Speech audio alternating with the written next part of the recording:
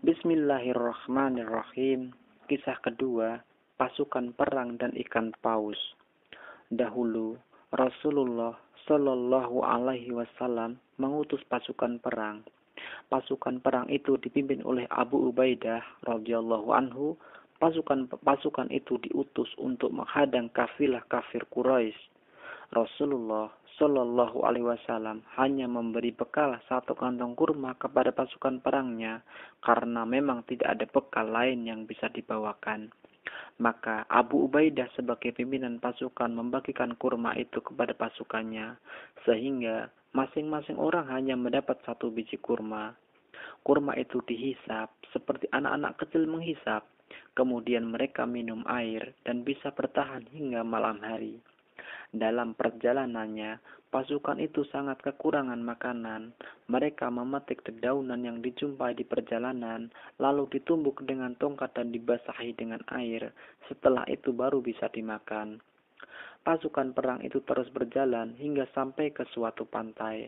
Di sana terlihat sesuatu yang menyerupai sebuah bukit. Maka mereka pun berjalan mendekatinya. Ternyata gundukan itu adalah seekor ikan yang sangat besar. Abu Ubaidah berkata, "Ini bangkai." Lalu Abu Ubaidah berkata lagi, "Namun tidak mengapa. Kalian adalah utusan Rasulullah Shallallahu Alaihi Wasallam dan berjuang di jalan Allah Subhanahu Wa Taala. Sementara kalian dalam keadaan terpaksa, maka bolehlah makan bangkai ikan itu."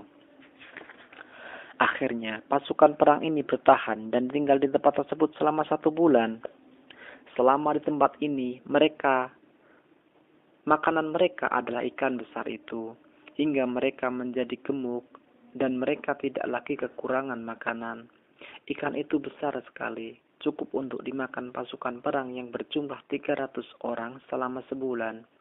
Mereka menciduk minyak lemak dengan tempayan dari lubang matanya, dan mereka memotong bola matanya seperti memotong-motong sapi. Abu Ubaidah menyuruh 13 orang dari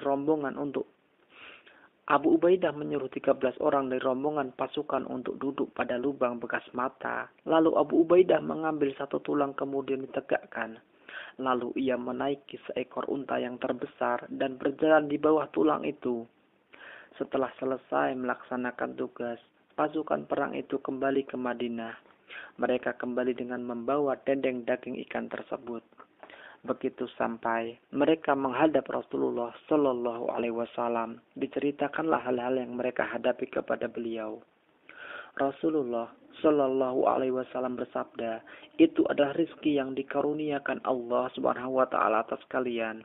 Maka, apakah kalian masih menyimpan sisa daging itu untuk kami makan?" Maka dibawalah daging itu kepada Rasulullah Shallallahu Alaihi Wasallam dan beliau berkenan untuk memakannya.